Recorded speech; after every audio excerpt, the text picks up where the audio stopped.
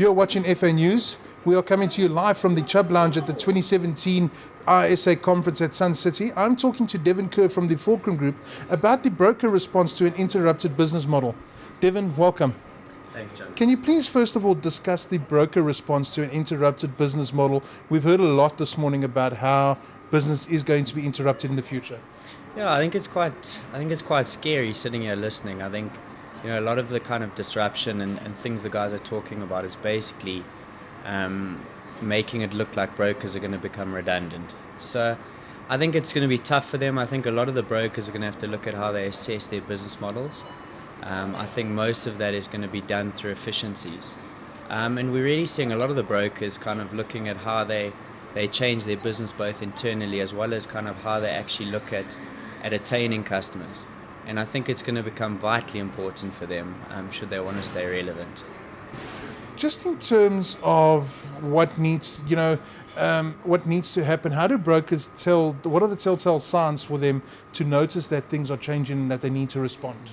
So I think if you look most predominantly in the personal line space, I think most of the business, especially, we've heard a lot about the younger generations here, all kind of going towards the kind of direct market. And I think the base of that is, one, it's price driven, and we all know that market is generally quite a lot cheaper, but also just I think the efficiencies and the ease of actually activating a policy through the direct channels has made it a lot easier. So I think where the brokers really need to look at going is really looking at how they make the entire customer experience much easier, much more user friendly, and they can actually do it at kind of a price point that matches the direct business. So I think a lot of them will start seeing a lot of their domestic policies already moving. We think it'll take a long time until commercial and corporate policies ever move across there. And we hope it doesn't happen, but we think that for now, I think brokers will start seeing some business move, and I think they need to start acting. Maybe a two-sided question just to end it off. Are we behind the curve when it comes to technology innovation, and what is the role of the broker in the market? Do they still play a vital role in market these days? So I think definitely not behind the curve. I know us as Fulcrum, we've done a bit of work kind of cross borders, both in the rest of Africa as well as in the UK.